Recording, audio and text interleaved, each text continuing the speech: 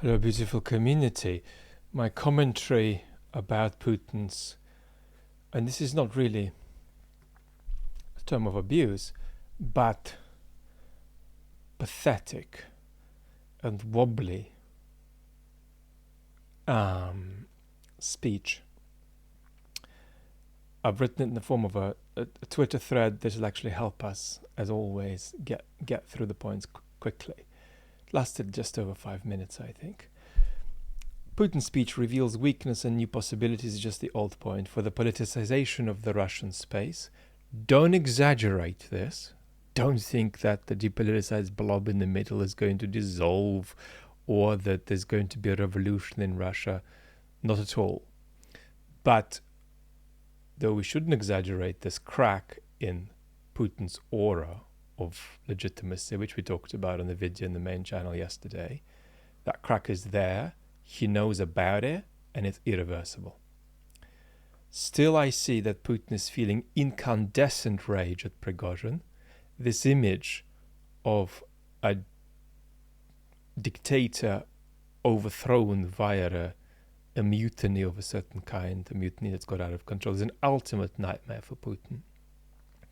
So he feels incandescent rage at Prigozhin. That came through again. Betrayal is the highest moral crime for Putin, and his relationship with betrayal is traumatic, in my view. Now, of course, Prigozhin wasn't trying to replace Putin, but Prigozhin generated a potentially revolutionary situation. That's how I'd put it. And if that situation had gone further, it's not clear what Prigozhin would have done, although the odds are that he would have been handled eventually by the state and by the regime. But I'm saying here, Putin spoke as though Prigozhin's march presented an existential threat to his life. I'm confident about that psychological observation about Putin. He spoke with the wobbliness of somebody who felt that his power was in danger and his life relatedly too. The message to the Wagnerites who participated in the march is extraordinary, and its weakness won't, go unnoticed. He roughly said that you've done something so terrible, but I forgive you. The I forgive you bit is implied, but very strongly implied in various things he said. So those of you who accept that you've made a mistake, these are pretty much his words, can sign up with the MOD, can just go home, or can go to Belarus. And we're going to see what that means, because we don't know. Many experts' assumption was that if Prigozhin goes to Belarus, that's not the same as Prigozhin going to Belarus with some Wagner folks accompanying him in numbers, because it's not clear how that would be acceptable to anybody, including Lukashenko. So what that means, that Putin is telling them, you can go to Belarus, we're going to have to follow. Of course, revolutions we know are impossible for Mr. Putin. They have to be expressions of malign foreign interference. And so Putin's notion that organic revolutions are impossible came out. Wagnerites on the march, he said, were working toward the USA's and Ukraine's goals of destroying Russia. And Putin was perilously close to really thanking them for stopping in time. And the implication is almost that, and it's not the implication, but it's almost an implication. And one or two commentators have teased this out already, so it's nothing original here.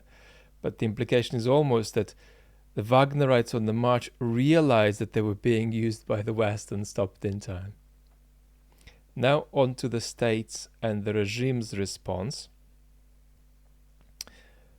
Putin excused the tardiness of response by saying that there was roughly an instruction to avoid bloodshed, and he thanked civil society for consolidation against mutiny. Putin knows that this last bit about civil society is a farcical lie. On the other hand, while he thanked those who had to take on the Wagner March from the air and those who got killed,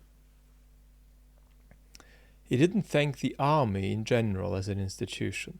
And so I say, on the other hand, he actually could have thanked the army for remaining averse to the mutiny. And this does, to some extent, bring out an interesting distinction between the regime and the state that has been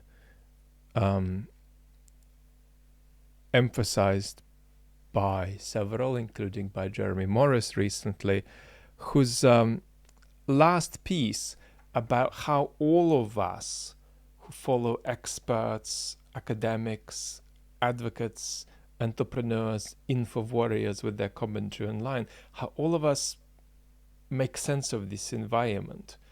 And it's some interesting reflections on that. So this is going to come up soon. We're going to have a little format, because I get a lot of these requests and I never really realize them.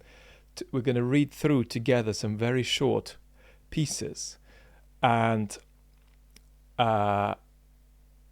use that as a model for guiding ourselves into watching and listening better to the world around us. I think so. On top of Jeremy's piece, there's a piece in the queue that Peter Pomerantsev wrote in The Guardian that's got a lot of praise but also a lot of criticism.